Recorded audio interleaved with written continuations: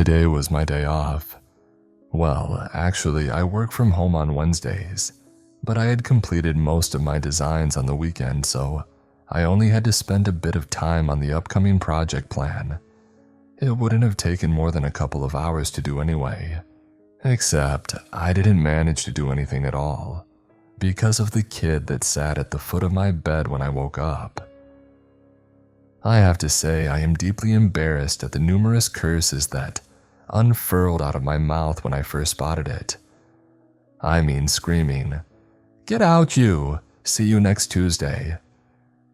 At a child that couldn't have been older than 6 years old was not the most appropriate thing to do. But to be fair, a random child sitting on your bed in the morning would elicit a strong reaction from just about anyone.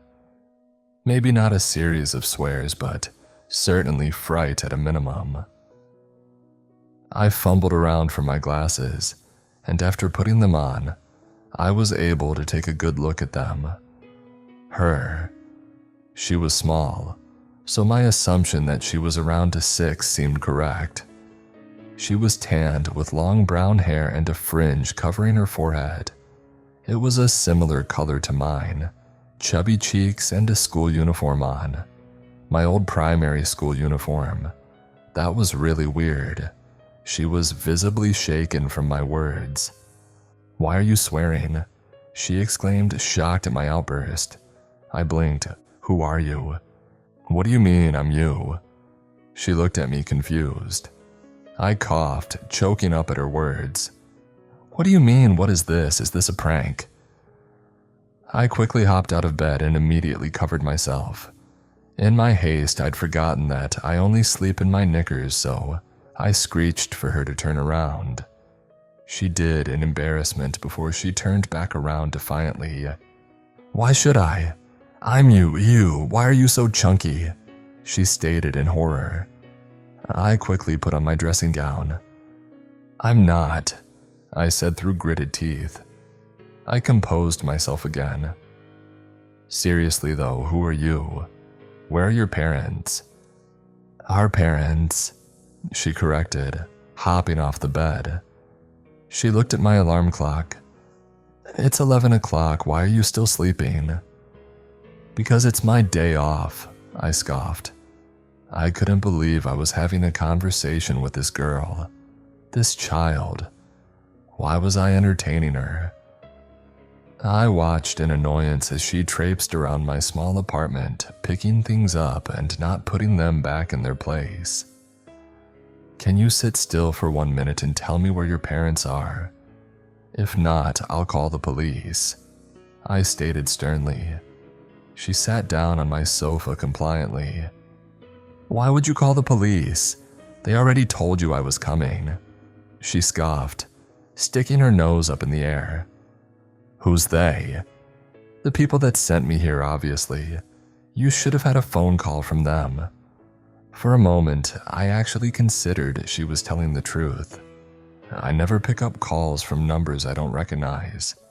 But even so, the whole situation was so ridiculous that there was no feasible way there was any truth to her words.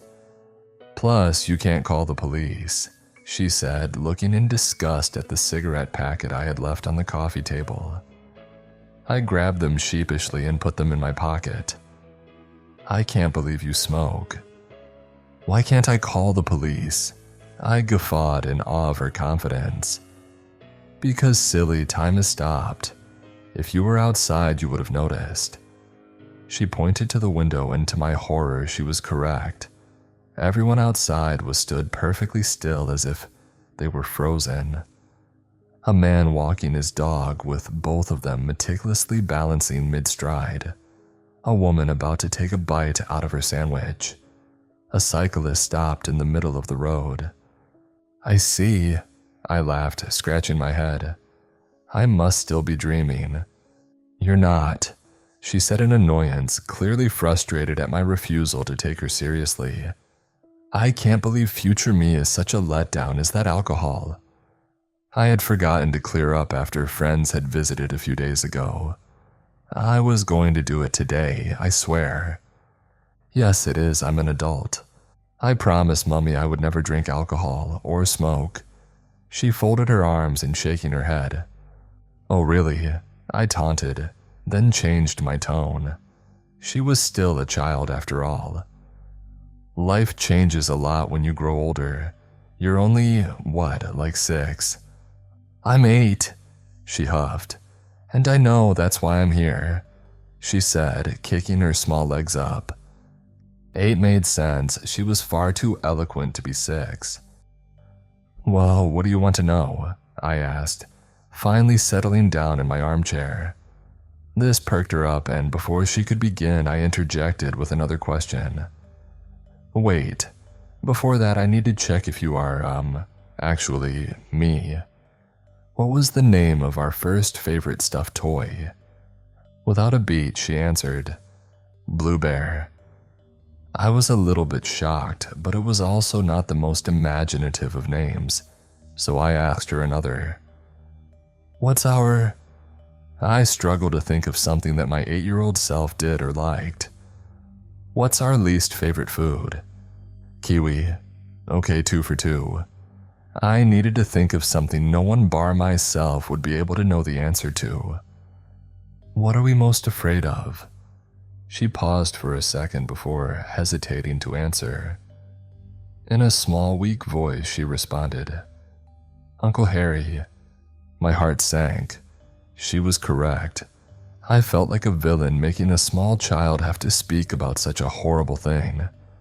Something that I, as an adult, have at least been able to work through somewhat. I stood up and sat down next to her, wrapping an arm around her shoulders. Well, I suppose they were my shoulders at some point, but it felt too strange to call her myself as well.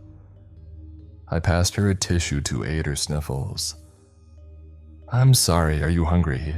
I asked in an attempt to soothe her. Instantly her eyes lit up and she nodded fervently. Okay, what would you like? Pancakes. So I did just that.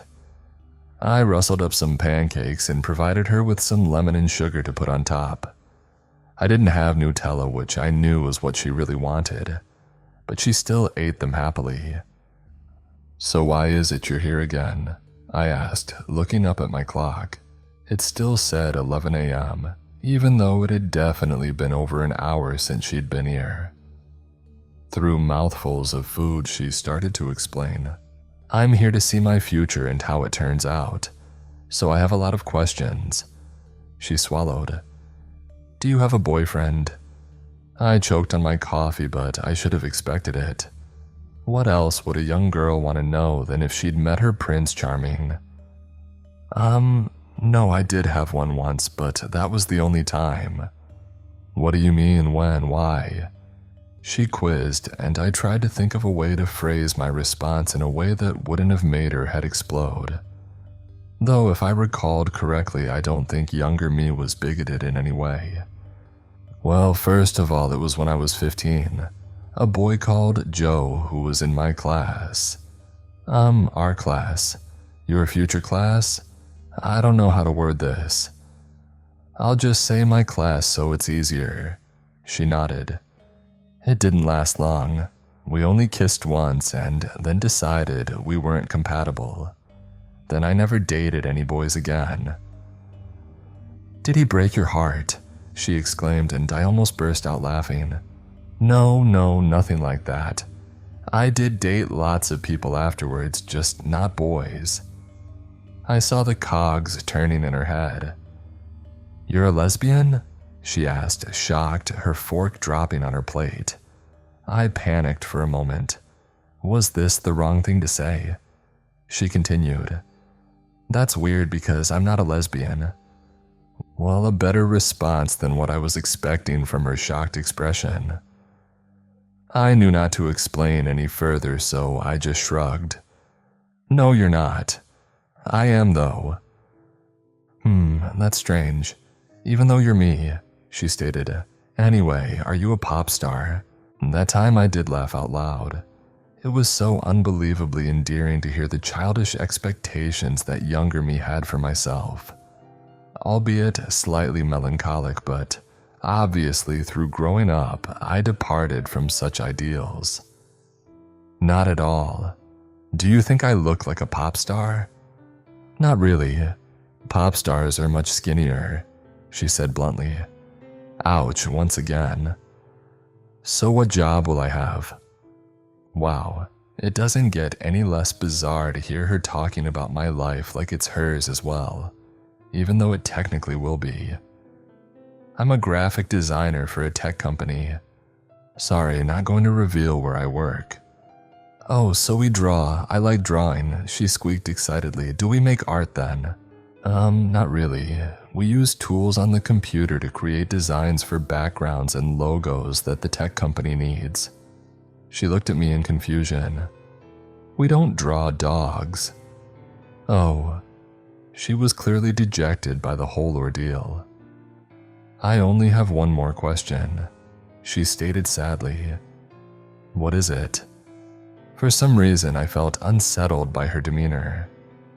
Are we happy? It was like a punch to the gut. Such an intense question from such a small being.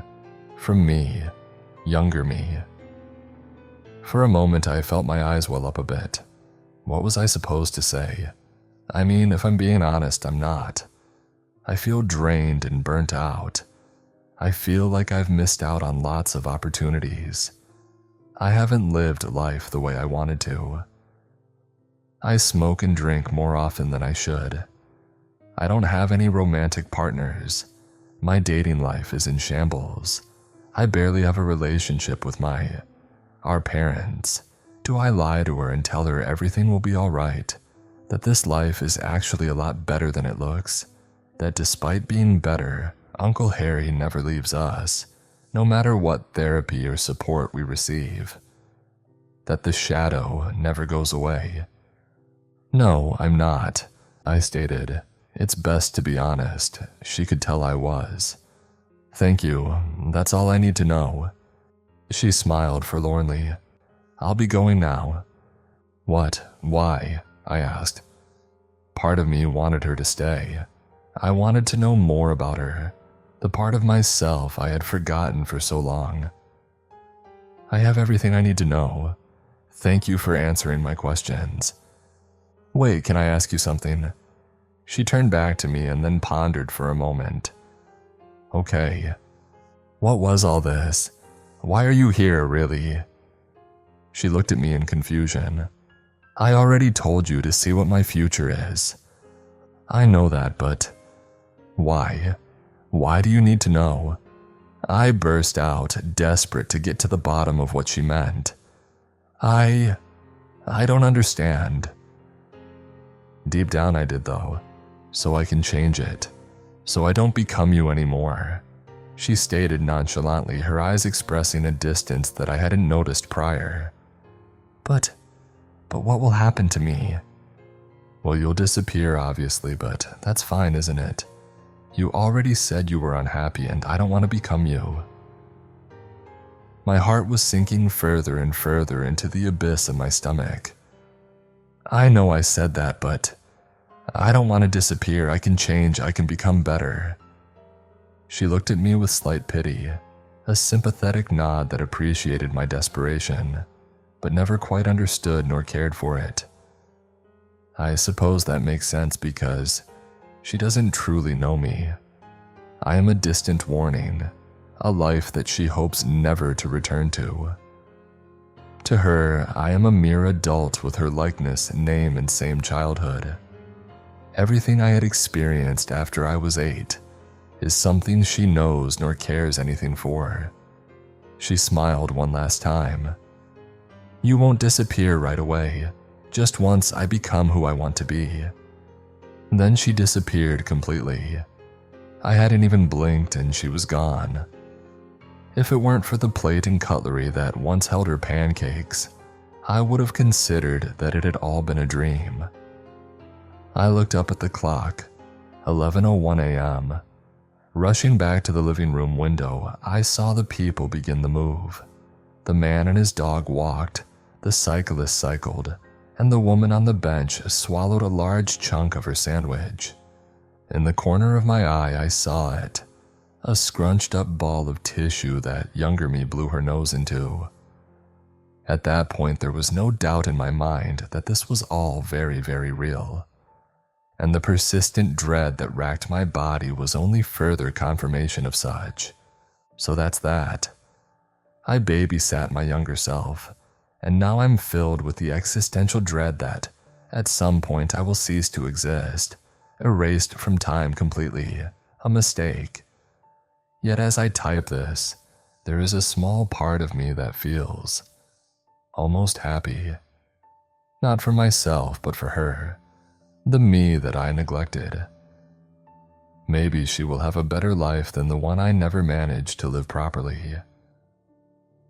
I suppose I shouldn't have let the cynicism of adult life overwhelm me.